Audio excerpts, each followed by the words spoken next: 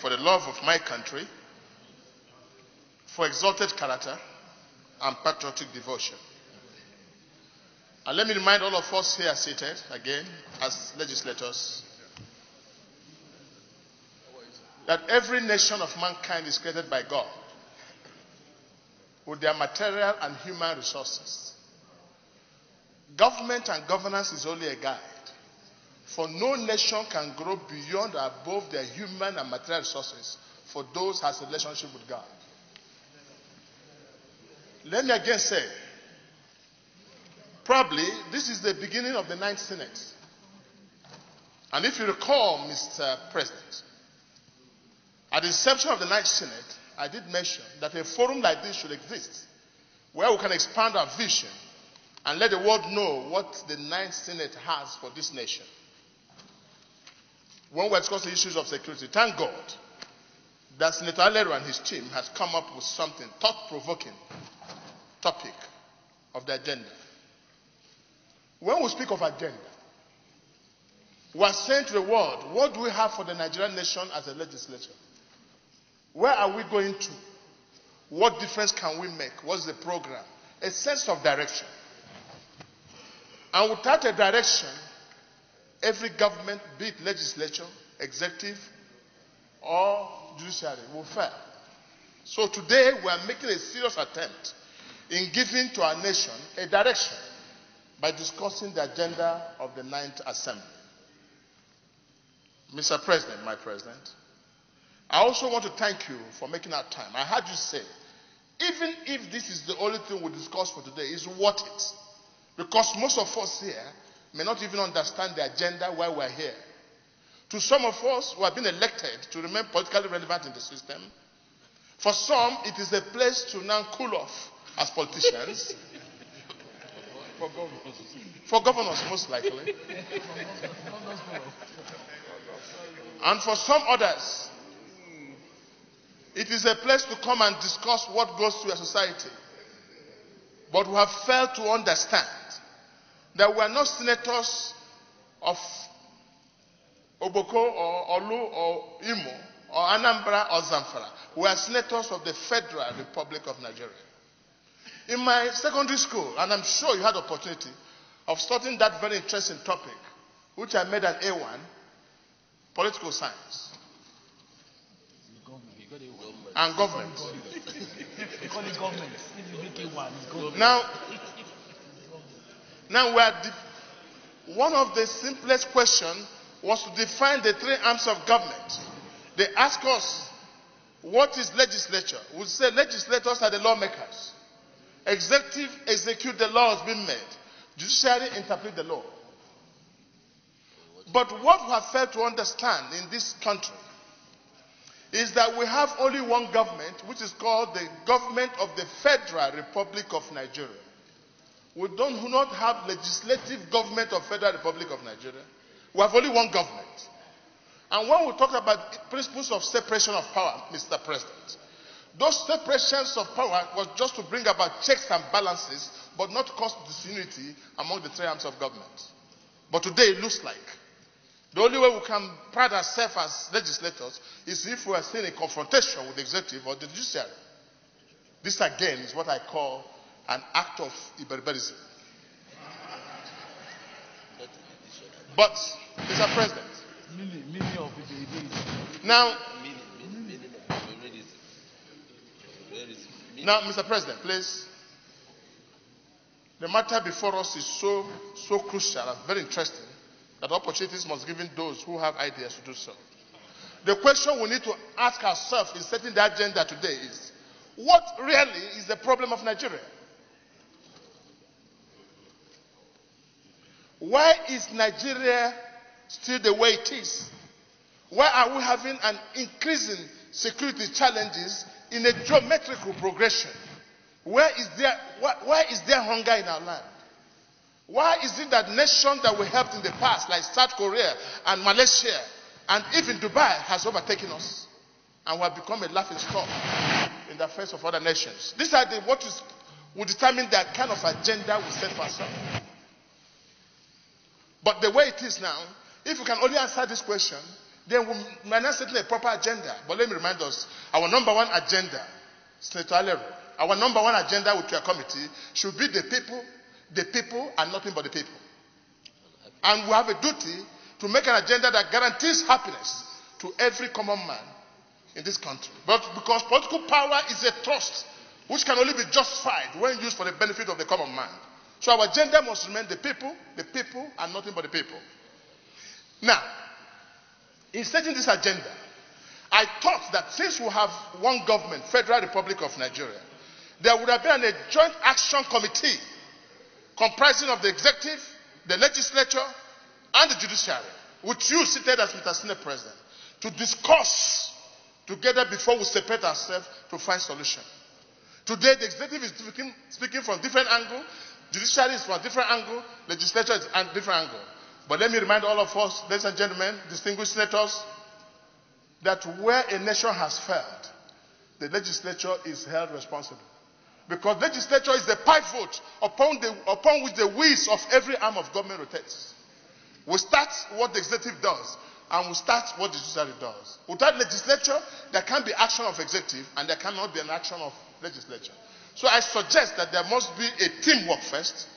Even in the making of our budgets, we must understand, for instance, let me give you an example, let me take a practical approach. President Muhammad Buhari, what do you want to do for Nigeria? First question. I want to do A, B, C, D. Okay. Let all the laws we make be gathered towards making you achieve this. That makes the matter a simple task. And there will be progress in this land.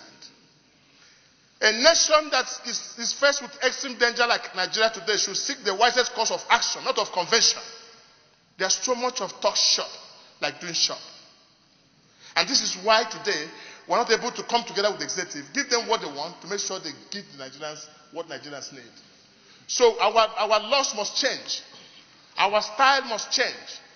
And if we keep doing the same old things, the same old ways, we shall keep getting the same old results. There will be no difference between the 8th Assembly and 9th Assembly if we do not change our style, even on the way we conduct the affairs of the Senate.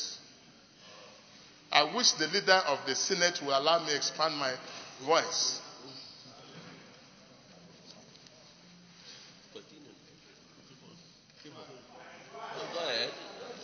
Now,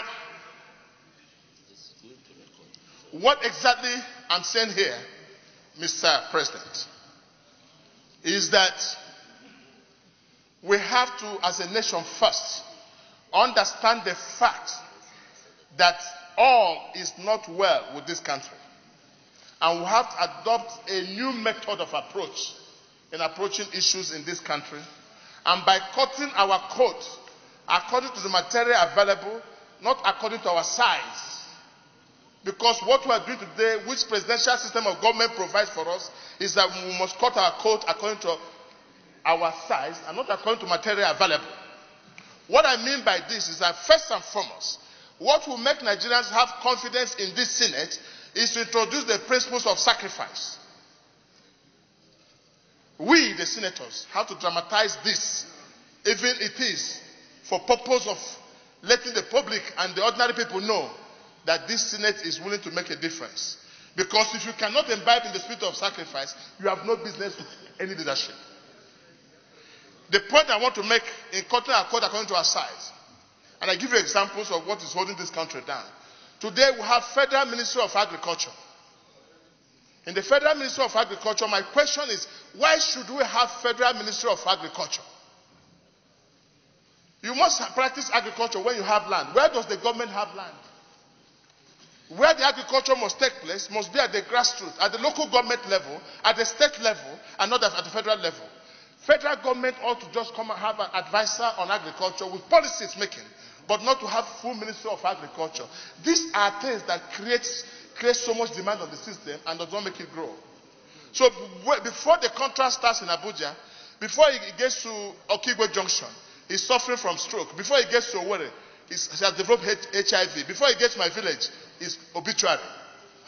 So there's over-centralization of power in this country. If we must set up an agenda, our agenda must encourage devolution of power at all levels, including that of security, which people call community government. Listen to me, round up. of Langerhans. Now, Mr. President, so the point I'm making here is, let us change style. And President Ahmed Lawan, you stand in the threshold of history. Senate President.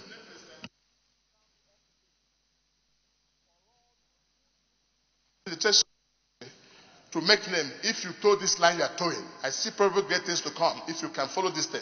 To change the style from the old equation and change the whole from the narrative of the past and give us a new Senate which this Nigeria needs for its own development. I said to you today, we have Federal Ministry of Works. So we are going to court. Somebody will travel from here to my village, Oboko, to give a word of contract, and we'll pass the bills here. Before the minister takes off from here, directors, they have spent some few millions of naira in extra code. Yet we're talking about a nation that is going through a process of difficulties. We must cut our coat according to materials, not according to our size. As I round up on your instruction, though I'm not done, I want to announce to you that we must begin to pick talents, even here in the Senate. When God created men, he gave each one a talent. I don't think this Senate is harvesting talents. Even in the distribution of our committees, we have not seen where people have shown expertise to be able to handle those affairs. And when men are not given such opportunity, their output becomes very, very weak. I share something with you today that might amaze you. Today I proud myself as a former governor, and I'm talking about anti-corruption. Today, I can stand with pride to say that within my 8 years in office, and give you an example, that what I did in Imo State and my performance, put together activities of governors in the past of that area cannot match it. And that's my word of honor before this honorable house. The distinguished senator, I think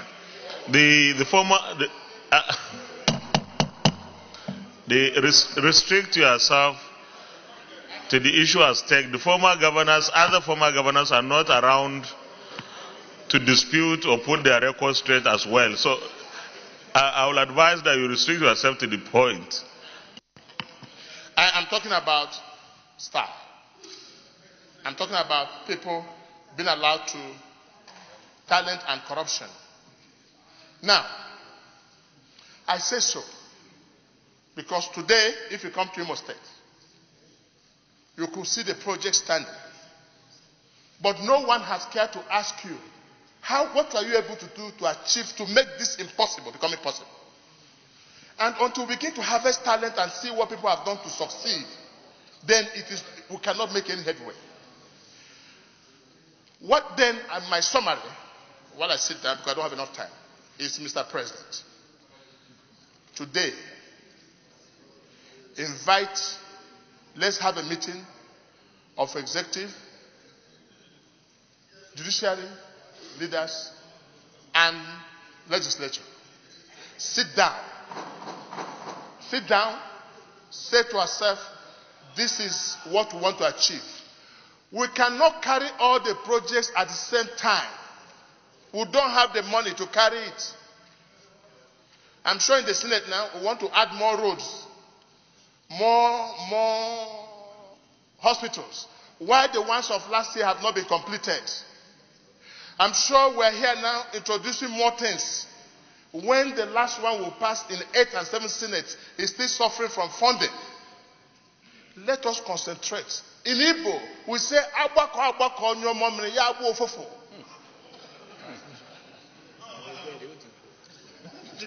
If you need interpretation, meet the Oji. Oji can explain to you what I mean. But the principle of concentration will create a foam out of any business of a man in the course of metabolic reaction.